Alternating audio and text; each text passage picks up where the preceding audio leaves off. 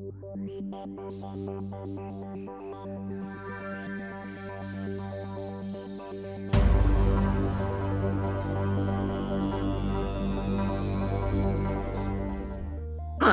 I'm Dan from the National Science Olympiad office, and I'm here to welcome you to another year of MySO.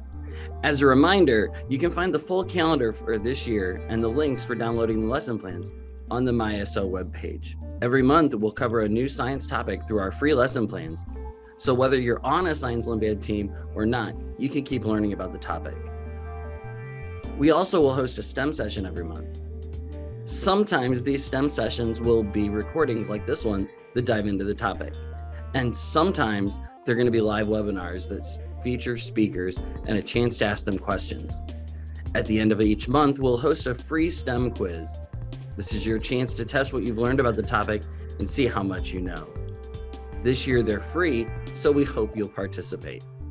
This month's topic is pretty big. We're looking at waves. You can find waves in events like Crave the Wave, Wi-Fi Lab, It's About Time, and Sounds of Music. These are all competitive events for Science Olympiad teams this year. So if you're a coach, you should think about assigning students to more than one Waves event, as they'll be able to amplify their studying power. Understanding waves has brought us technological devices like cell phones, televisions, and many others, as well as systems to identify and predict the behavior of earthquakes and tsunamis. Careers that involve waves include electrical engineers, geologists, seismologists, musicians, physicists, meteorologists, and many others.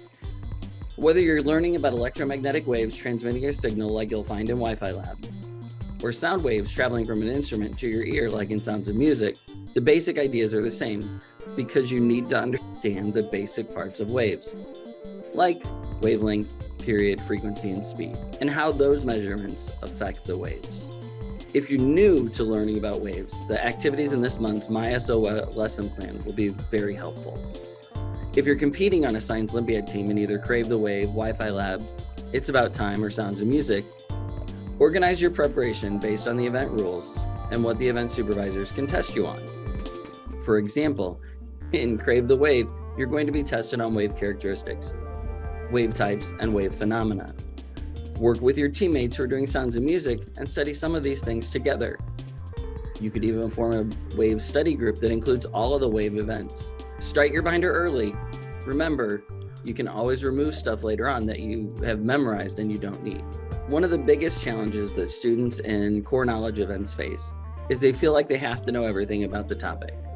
Remember, you don't. You need to understand the basic concepts. You need to have organized your information and your notes and your resources very well, and you need to know how to find that information quickly when you need to. Now let's hear from some students who competed in the Sounds of Music and Crave the Wave from Solon Middle School, the 2022 National Tournament champs in both of those events. Hi, Chris and William. Please introduce yourselves. Okay, hello, my name is Chris. I go to Solon High School now. I'm in 6 Science Olympiad events: Bridge, Ping Pong Parachute, Crave the Wave, Sounds of Music, Solar System, and Experimental Design. Hi, my name is William Zhang, and I'm a sophomore at Solon High School, and my events at Nationals were Sounds of Music, Mousetrap Vehicle, Experimental Design, and Code Busters. What was it about these events that really interest you? Well, I always thought physics was interesting because it kind of showed how the world worked. It was just the rules and yeah, it was interesting finding out how all these different the radio works, how microwaves work, all these things. I joined these events because when I looked at the rules and the descriptions for each event at the beginning of the year, I knew I would enjoy them. I love building, and music for me has been a big part of my life. So making an instrument and learning the science behind it fascinated me. And the same goes with my other events. Conducting an experiment, building a mousetrap powered vehicle, and cryptology all seemed interesting and fun to learn about. Chris, what do Sounds of Music and Crave the Wave have in common? Well, Crave the Wave and Sounds of Music, they both have lots to do about waves. Crave the Wave is all about waves, and so is Sounds of Music. It's basically just sound waves, how they work, the mechanics about them. And if you know And so you only have to learn the topic once. Once you learn it once, you can apply it to both events and make studying for both much easier. William, can you share a little bit about your design process for your son's music instrument? Yeah, so my design process was to first figure out what kind of instrument I wanted to make. There's like a wide variety. For example, there are idiophones, which includes xylophones, even wine glasses, and you can have a chordophone, which are like string instruments, like a violin or a harp. And you can research these common instruments to help inspire you. And from there, you want to experiment. So what kind of material do you even want to use? Should it be made out of metal, wood, or even PVC? And how are you going to be able to fine tune it to get that exact pitch? I made a string instrument because I play the violin, so I know that a string instrument is accurate and can be easily tuned. And for the building process, once you get your materials and you have an idea of what you want to build, then you can start working. It won't be perfect, but you'll come up with ideas along the way to continuously improve it. As for prototypes, I didn't really have a prototype.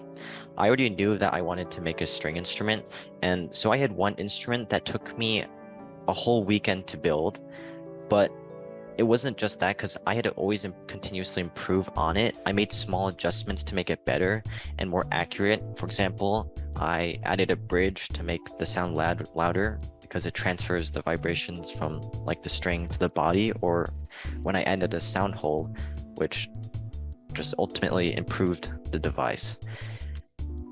Chris, do you have any study tips for the Crave the Wave event you want to share? Well, when I first started like Crave the Wave and Sounds of Music, well, for Crave the Wave, first I knew it had to do something about like mechanics, the basic physics. So like Newton's 3 laws and stuff. And I studied that using a textbook. And then I also watched videos because the textbooks were like incredibly hard to understand and I never got them. And then of course I had to take practice tests because that would help like solidify my knowledge of everything I learned. And as I progressed across the season, I started to learn more and more. I started to learn what I had to learn, and I started to like become better at the things I already knew. And overall, it just really helped. How do invitationals prepare you for these events? Well, each invitational, you learn more and more about what you don't know. Like for example, a question might ask you something, and you have no clue how to solve it. And then you go back home, you study, you go on YouTube, go on your AP textbook, and you just research it. And then next invitational, if they ask you the question again, you'll know it. And that's how I got so good. Yeah, so basically invitationals, what it gave was experience, and that's the most important thing, because being able to, since it's live, you have to be able to play the instrument properly, and there's also things you learn from there, whether the instrument has to be changed, whether there's construction parameters that don't meet the rules, and you can also be inspired by other teams to figure out what needs to be added or removed.